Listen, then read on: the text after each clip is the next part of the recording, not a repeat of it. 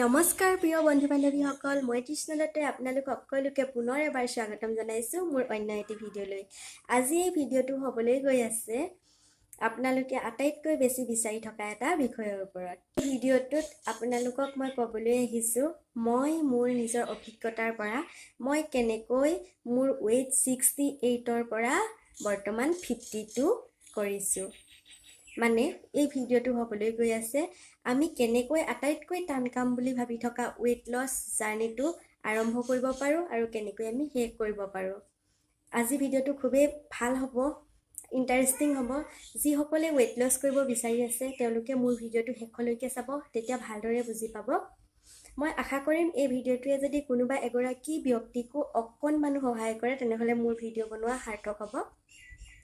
প্ৰথম কথা মই ক'বলৈ বিচাৰিম, আপোনালোকে ৱেইট লছ যদি কৰিম বুলি ভাবিছে তেনেহ'লে আপোনালোকে প্ৰথমে আপোনালোকৰ মাইণ্ডছেটটো স্থিৰ কৰি ল'ব লাগিব যে আৰু পজিটিভ কৰি ল'ব লাগিব যে মই ৱেইট লছ কৰিব পাৰিমেই।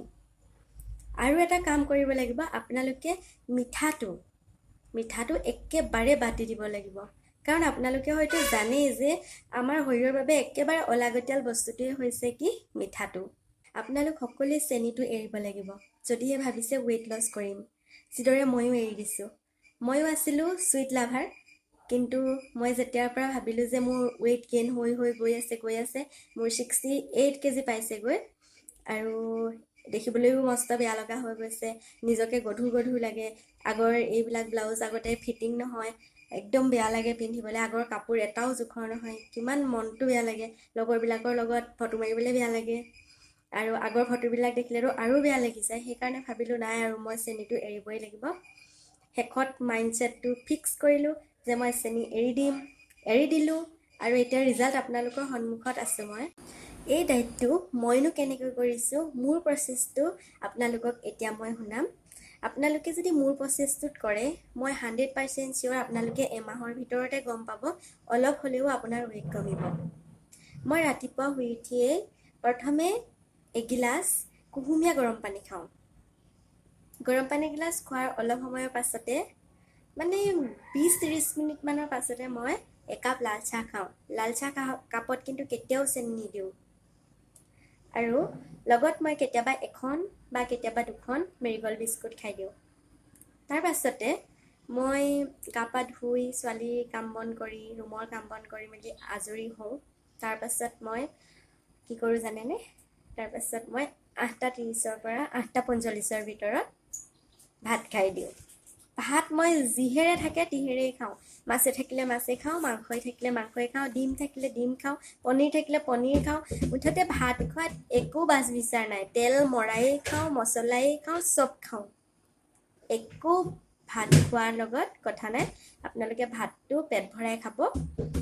পাৰে যদি অকণমান ভোকটো থাকি যোৱাকৈ খাব, মানে সম্পূৰ্ণ পেটটো ভৰাই নাখাব। মই কিন্তু পেট ভৰাই ভাত খাওঁ, কাৰণ মোৰ সৰু ছোৱালী এজনীও আছে নহয় জানো। স্কুলত গৈ স্কুলত চাহ দিয়া সময়ত চাহ খাওঁ। তাৰ মাজে মাজে মই পানী খাওঁ আৰু ঘৰৰ পৰা কেতিয়াবা ফল মূল লৈ যাওঁ, কেতিয়াবা বুট লৈ যাওঁ, মগু লৈ যাওঁ, এইবিলাকো খাওঁ। মানে মাজে মাজে কিবা এটা স্কুলত থাকোঁতে খায়ে থাকোঁ। স্কুলৰ পৰা আহি আকৌ পানী খাওঁ। পানী খোৱাৰ পাছতে আকৌ একাপ লাল চাহ খাওঁ, মানে লাল চাহৰ এডিক্টেড দেই সেইকাৰণে। কিন্তু চেনি নাখাওঁ। আপোনালোকেও চেনি একেবাৰে নাখাব বা কোনো ধৰণৰ মিঠাই নাখাব।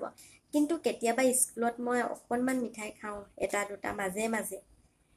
সেইটো কিন্তু মই মিছ কৰিছোঁ, হ'লেও মই ক্ষীণ হৈছোঁ। কিন্তু আপোনালোকে পাৰে যদি একেবাৰে নকৰিব। যদি আপোনালোকক অতি সোনকালে ৰিজাল্ট লাগে তেনেহ'লে নাখাব। তাৰ পাছতে লাল চাহ কাপ খোৱাৰ পাছতে 4:30টাৰ পৰা 5টা বজাৰ ভিতৰত মই ভাতটো খাই দিওঁ। পেট ভৰাই ভাত খাওঁ দেই, মই কৈছোঁ নহয় মই পেট ভৰাই ভাত খাওঁ। আৰু ভাত খাই হোৱাৰ পাছৰ পৰা ৰাতি শোৱালৈকে মই পানী খাই থাকোঁ, অকল পানীয়ে খাই থাকোঁ। মন গ'লে কেতিয়াবা আকৌ চাহ খাওঁ। চাহ খালে কিন্তু চাহৰ লগত অকল মেৰিগ'ল্ড বিস্কুট এখনহে খাওঁ দেই, ৰাতি সময়ত বেছিকৈ নাখাওঁ। আৰু ফল মূল কিন্তু তেতিয়া মই একেবাৰে নাখাওঁ। আৰু পাছদিনাখনি ৰাতিপুৱা মই আকৌ গৰম পানীৰে দিনটো আৰম্ভ কৰোঁ। ভাত খাওঁ স্কুললৈ যোৱাৰ আগত। তাৰ পাছতে স্কুলত যেনেকৈ চলি যায় তেনেকৈয়ে চলি যায় আৰু। ইয়াৰ মাজতে মই আৰু এটা কাম কৰোঁ, কাৰণ ৰাতিপুৱা ব্যায়াম কৰিবলৈ মই অলপমানো সময় নাপাওঁ। সেইকাৰণেহে মই যেতিয়া পানী ভৰাই থাকোঁ গধূলি সময়ত, মটৰৰ পাইপডাল যেতিয়া ধৰি থাকোঁ এনেকৈ, তেতিয়া মই ভৰি হাতকেইটা মাৰি থাকোঁ এনেকৈ এনেকৈ, আৰু আগলৈ পাছলৈ অহা যোৱা কৰি থাকোঁ। মানে প্ৰায় 1.5 ঘণ্টা সময় মই তেনেকৈ নিজৰ শৰীৰটো চলাচল কৰি থাকোঁ এনেকৈ। কেতিয়াবা হাতখন ওপৰলৈ এনেকৈ দিওঁ, মানে যি মন যায় মানে কেলৰিটো বাৰ্ণ কৰি থাকোঁ। আপোনালোকেও এনেই শুই বহি নাথাকিব। এনেই শুই বহি থকাতকৈ আপোনালোকে হাত ভৰিবিলাক চলাচল কৰি থাকিব। এনেই খোজকাঢ়িয়ে থাকিবচোন অকণমান সময়। চাব, আপোনালোকে যদি মই কৰাৰ দৰে কৰে, একো কষ্ট নোহোৱাকৈ, এটকাও পইচা খৰচ নকৰাকৈ আপোনালোকে ধুনীয়াকৈ আপোনালোকৰ ৱেইটটো 2-3 মাহৰ ভিতৰত 10-12 কেজি, তেনেকৈ নোৱাৰিলেও কেতিয়াবা যদি আপোনালোকে মিছো কৰে 7-8 কেজিটো মিনিমাম কমাব। মোৰ যেতিয়া 68 কেজি আছিলে, তাৰ পৰা 58 কেজি হ'বলৈ মোৰ 3 মাহ লাগিছিলে। মানে মই তেতিয়া বহুত ভালকৈ কৰিছিলোঁ ডায়েটটো। তাৰপাছত আৰু বাদ দিলোঁ, মাজতে বাদ দিলোঁ 58 হোৱাৰ পাছত।